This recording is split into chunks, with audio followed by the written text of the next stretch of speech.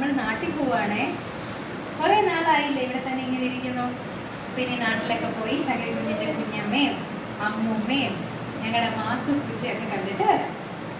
ശകരിക്കുഞ്ഞിൻ്റെ ഉടുപ്പ് കണ്ടോ? പുത്തൻ ഉടുപ്പൊക്കെ കുറേ ഇരുന്നിട്ട് അവർക്ക് ഞാൻ പഴയ ഉടുപ്പ് തന്നെ ഇട്ട് കൊടുക്കുന്നതെന്ന് എനിക്കൊരു വിഷമം. അപ്പോൾ ഇത്തവണ നാട്ടിലോട്ട് എല്ലാം പുത്തൻ ഉടുപ്പ് മാത്രമേ ഞങ്ങൾ പാക്ക് ചെയ്തിട്ടുള്ളൂ. പെട്ടിയൊക്കെ റെഡിയാണ്. ഞങ്ങളെ കൊണ്ടുവിടാൻ വേണ്ടി ഏട്ടൻ വന്നിട്ടുണ്ട്. ശകരിക്കുഞ്ഞ് ഇപ്പം നല്ല എക്സൈറ്റഡ് ആയിട്ട് ഇരിക്കുന്നു. ഇനി ട്രെയിനിൽ കയറുമ്പോൾ കരയുമോ എന്ന് അറിയത്തില്ല, ഇല്ലെന്ന് പറയുന്നു. അപ്പം നമുക്ക് പോയിട്ട് വരാം. ഞങ്ങൾ റെഡിയായി. ശങ്കരിക്കുഞ്ഞിതാ ബാഗിലൊക്കെ കയറി. ഞങ്ങൾ ഊബർ വിളിച്ചിട്ടുണ്ട്. അപ്പോൾ ഊബർ വരും. ടാക്സിയിൽ സാധനങ്ങളുമായിട്ട് ഞങ്ങൾ റെയിൽവേ സ്റ്റേഷനിലോട്ട് പോകും. ഏട്ടനും കൂടെ വരുന്നുണ്ട്. കാരണം പെട്ടിയൊക്കെ ട്രെയിനിലോട്ട് എടുത്ത് വെക്കാനൊക്കെ എന്നെ ഒന്ന് ഹെൽപ്പ് ചെയ്യാം. ഏട്ടന് നാട്ടിലോട്ട് വരാൻ പറ്റത്തില്ല, ലീവില്ല. അപ്പോൾ ഏട്ടൻ ഇന്നലെ രാത്രി വീട്ടിലോട്ട് വന്നു. അപ്പം ഞങ്ങൾ പോവാം. ഏട്ടൻ ഞങ്ങളെ റെയിൽവേ സ്റ്റേഷനിൽ ട്രെയിൻ ഗേറ്റ് വിട്ടിട്ട് അങ്ങ് ജോലിക്ക് പോകും. പിന്നെ നമ്മളെ റെയിൽവേ സ്റ്റേഷനിൽ നിന്ന് വിളിക്കാൻ ആര് വരും? അമ്മൂമ്മയല്ല, എൻ്റെ അമ്മയും അനിയത്തിയും കൂടെ വരും. ഊബറിലെ യാത്ര നല്ല കംഫർട്ടബിൾ ആയിരുന്നേ. ഞാൻ എന്താ കുഞ്ഞിനെ ഈ ബാഗിൽ തന്നെ ഇരുത്തിയിട്ടാണ് പോയത്.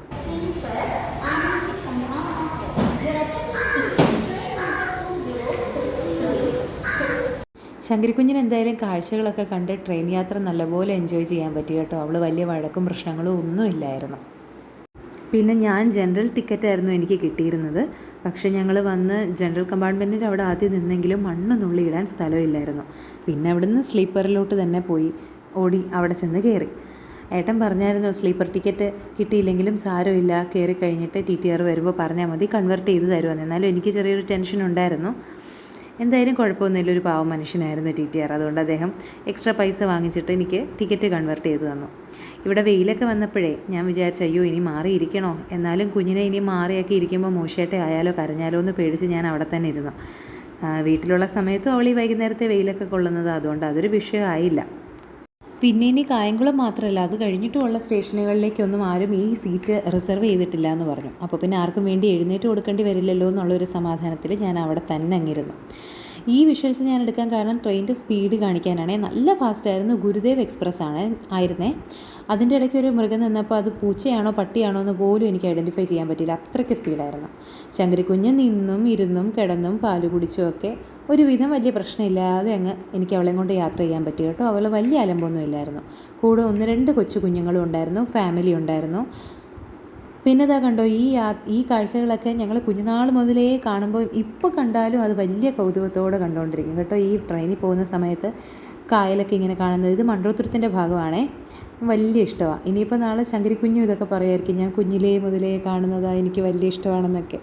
ഞാൻ എന്തായാലും അവൾക്ക് ചെറിയ കളിപ്പാട്ടങ്ങളൊക്കെ എടുത്ത് വെച്ചിട്ടുണ്ടായിരുന്നു. കാരണം കുഞ്ഞിനെ ബോറടിച്ചിട്ടിനി അവൾ കരഞ്ഞ് യാത്ര അലമ്പാവണ്ട. ഞാൻ ഒറ്റയ്ക്ക് യാത്ര ചെയ്യുന്നതുകൊണ്ട് ലഗേജും കുഞ്ഞും അതിൻ്റെ ഇടയ്ക്ക് വീഡിയോ എടുപ്പും എല്ലാം കൂടെ ആകുമ്പോൾ എങ്ങനെയായിരിക്കും എന്ന് എനിക്കൊരു വല്ലാത്ത ടെൻഷൻ ഉണ്ടായിരുന്നു.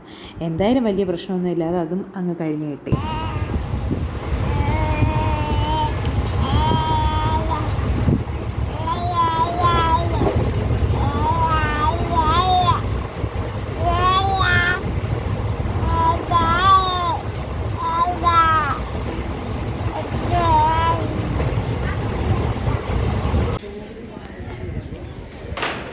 ഇതോ അതാണൊരു പെട്ടി, അതാണ് രണ്ടാമത്തെ പെട്ടി.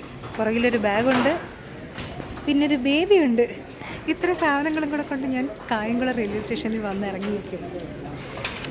ഇപ്പോൾ അമ്മൂമ്മയും കുഞ്ഞമ്മയും ഞങ്ങളെ വിളിക്കാൻ വരും. ഞങ്ങൾ വെയിറ്റ് ചെയ്യുക. ശംഖു കുഞ്ഞമ്മ വരുന്നു, കുഞ്ഞമ്മ അതുകൊണ്ട് വരുന്നു കുഞ്ഞമ്മ. ഓടി വാ.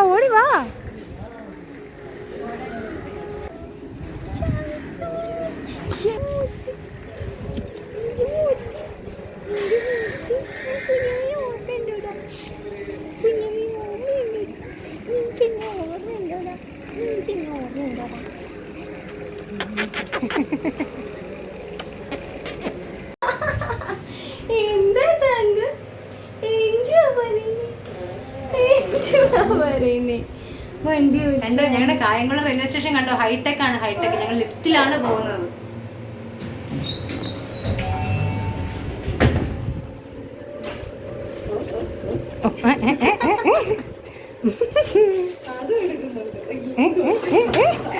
അമ്മാടി ഇതൂടെ പിടി.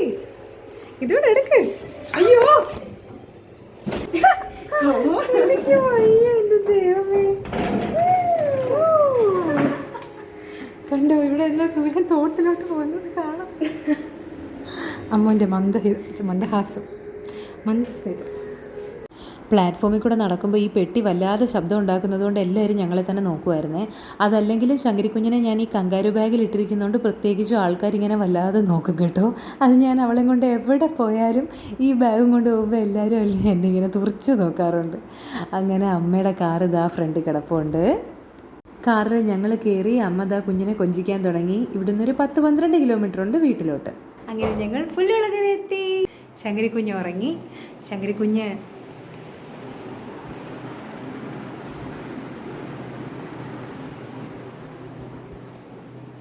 ശങ്കരിക്കുഞ്ഞ് യാത്രയിലുടനീളം ഉണർന്ന് കണ്ണ് തുറന്ന് കാഴ്ചയെല്ലാം കണ്ടുകൊണ്ടിരുന്നു. അവസാനം ഇവിടെ എത്താറായപ്പോൾ അവൾ ഉറങ്ങി. പിന്നെ അമ്മയുണ്ട്, അനിയത്തിയുണ്ട്. അമ്മ ദാ അമ്പലത്തിലോട്ട് പോകാൻ പോന്നു. മാസുവേ, മാസു കുഞ്ഞേ, മാസു കുഞ്ഞേ, തങ്കമേ, മാസു. എടി ഒപ്പയുടെ കുഞ്ഞാവെ കണ്ടോ നീ? ശങ്കരി വന്നടാ. മാസുവേ കണ്ടോ, ഞങ്ങളുടെ മാസുക്കുട്ടിയെ കണ്ടു, ഞങ്ങളുടെ മാഷക്കുഞ്ഞിനെ കണ്ടു. ഇവളാണ് ഞങ്ങളുടെ മാസുക്കുട്ടി. കണ്ടോ മാസുക്കുട്ടിയുടെ ഇൻവെസ്റ്റിഗേഷൻ കണ്ടോ? ഇത് ഈ ആലപ്പുഴ ജില്ലയിലൊന്നും ഉള്ള മണങ്ങളല്ലല്ലോ ഈ പെട്ടിയിലൊന്നും ഉള്ളത്. ഇവരിത് എവിടെ നിന്നൊക്കെ പോയിട്ടാണ് വന്നേക്കുന്നേ? അപ്പോൾ എൻ്റെ ദൈവമേ, എന്തൊരു ലോങ് ഡേ ആയിരുന്നു. രാവിലെ മുതലേ ഒരുങ്ങിയിരിക്കുകയാണ് നാട്ടിലോട്ട് വരാൻ. പല കാരണങ്ങൾ കൊണ്ട് നീണ്ടുപോയി. ഒരു 3:15 ആയപ്പം തിരുവനന്തപുരം റെയിൽവേ സ്റ്റേഷനിലെത്തി. അത് കഴിഞ്ഞ് പിന്നെ ഉണ്ടായിരുന്ന ഒരു ട്രെയിൻ ജനശതാബ്ദി ഉണ്ടായിരുന്നു. സമയം 2:50 അങ്ങനെ കണ്ടായിരുന്നു. അത് കിട്ടിയില്ല. പിന്നെ ഒരു ട്രെയിൻ ഉണ്ടായിരുന്നു. എന്തായാലും എനിക്കിപ്പോൾ ഓർമ്മയില്ല. മൊത്തം തലയിലൊരു പുക പോലെ തോന്നുന്നു ഇപ്പം. ശരി, അങ്ങനെ എന്തായാലും ഒരു ഗുരുദേവ് എക്സ്പ്രസ് അതിനാണ് വന്നത്. ജനറൽ കമ്പാർട്ട്മെൻറ്റിലാണ് ഞാൻ ടിക്കറ്റ് എടുത്തത്. സ്ലീപ്പർ ടിക്കറ്റ് ഒന്നും ഇല്ലായിരുന്നു. ജനറൽ ടിക്കറ്റ് എടുത്തിട്ട് ഞാൻ ശങ്കരിയും കൊണ്ട് വരുന്നു. ഞങ്ങൾ ചെന്ന് നിന്നപ്പം അവിടെ എങ്ങും ഒരു മനുഷ്യനും ഇല്ല. പക്ഷേ കുറച്ച് നേരം കഴിഞ്ഞപ്പോഴത്തേക്കും ആ പ്ലാറ്റ്ഫോമിൽ മണ്ണ് നുള്ളിയിടാൻ സ്ഥലമില്ലായിരുന്നു. അത്രയ്ക്ക് ആളായിരുന്നു. അയ്യോ, പിന്നെ അത് കണ്ട് ഞാൻ പേടിച്ചു. അപ്പോൾ പിന്നെ ഏട്ടൻ പറഞ്ഞു സ്ലീപ്പറിൽ തന്നെ പോയി കയറാം, അവിടെ ആവുമ്പം TTR വരുമ്പോൾ പറഞ്ഞാൽ മതി, മാറ്റിത്തരും എന്ന് പറഞ്ഞു. കുഞ്ഞിനെ കൊണ്ട് പോവല്ലേ, ഒരു 110 രൂപ എക്സ്ട്രാ അടച്ചു ടിക്കറ്റ് മാറ്റി കിട്ടി. ഭാഗ്യത്തിന് ഞാൻ ചെന്നിരുന്ന സീറ്റിൽ കായംകുളമല്ല, വേറെ കുറച്ചുകൂടെ ദൂരോട്ട് പോകും വരെയും വേറെ ആരും റിസർവേഷൻ ഒന്നും ആയിട്ടില്ലായിരുന്നു. ആരും എന്തായാലും എഴുന്നേക്കാനൊന്നും പറയത്തില്ല എന്നുള്ളൊരു ധൈര്യത്തിൽ ഞാൻ അവിടെ നിന്ന് വന്നു. പക്ഷേ അവിടെ ശങ്കരിക്ക് കുറുക്കുണ്ടാക്കണം. എന്നിട്ട് ശങ്കരിക്ക് അതും കൂടെ കൊടുത്തിട്ട് നമുക്ക് നേരെ അമ്പലത്തിൽ പോകാം. പുല്ലുകുളങ്ങര ശ്രീ ധർമ്മശാസ്താ ക്ഷേത്രം ഞങ്ങളുടെ ഗ്രാമദേവനാണ് ശാസ്താവ്. അപ്പോൾ ഭഗവാന്റെ അടുത്ത് ഇപ്പം സപ്താഹം നടക്കുക. അപ്പോൾ ഭഗവാനെ പോയി കാണാം, ശങ്കരി കുഞ്ഞിനെ കൊണ്ടുപോകാം. ഇനി അവൾ നല്ല ഉറക്കം വരുന്ന, ഭയങ്കര ലോങ് ഡേ അല്ലായിരുന്നോ, ക്ഷീണിച്ച് കുഞ്ഞു ഉറങ്ങുക. ഇനി അവൾ എഴുന്നേറ്റ് കുറുക്കൊക്കെ കുടിച്ചിട്ട് എപ്പോൾ പോകാൻ പറ്റുമെന്നൊന്നും എനിക്കറിയത്തില്ല. അതും കൂടി ഇന്നത്തെ ഒരു പ്ലാനിങ്ങിലുണ്ട്. നമുക്ക് പോയി നോക്കാം. അങ്ങനെ ഞങ്ങൾ അമ്പലത്തിൽ വന്നു. രാത്രി നല്ല സദ്യയൊക്കെ കഴിച്ചു. ഇത് പിറ്റേന്നത്തേക്കുള്ള സദ്യവട്ടത്തിനുള്ള കാര്യങ്ങളാണ്. ഒരു നാടിന് മുഴുവൻ കൊടുക്കാനുള്ള സദ്യയുടെ പച്ചക്കറികളും കാര്യങ്ങളും ഒക്കെയാണ്. അമ്മ സപ്താഹത്തിൻ്റെ ഭരണസമിതിയിലുള്ളതുകൊണ്ട് ഞങ്ങൾ അമ്പലത്തിൽ നിന്ന് ഇറങ്ങാൻ ഇത്തിരി വൈകിയേ. അപ്പോൾ ലൈറ്റും പാട്ടും ഒക്കെ കണ്ട് വൈബടിച്ച് ശങ്കരിക്കുഞ്ഞ് നല്ല ഹാപ്പി ആയിട്ടിരിക്കുകയായിരുന്നു. അമ്മയും അമ്മുവും ഒക്കെ മാറി മാറി അവളെ എടുത്തു. അങ്ങനെ ഞങ്ങൾ നല്ല സന്തോഷമായിട്ട് തിരിച്ച് വീട്ടിൽ വന്നു, കിടന്നുറങ്ങി. അപ്പോൾ ശരി, വീഡിയോ ഇഷ്ടപ്പെട്ടെങ്കിൽ എല്ലാവരും ലൈക്ക്, കമൻറ്റ്, സബ്സ്ക്രൈബ് ഒക്കെ ചെയ്യണേ. എല്ലാവരും ഹാപ്പി ആയിട്ട് പോസിറ്റീവായിട്ടിരിക്കുക. Take care, by.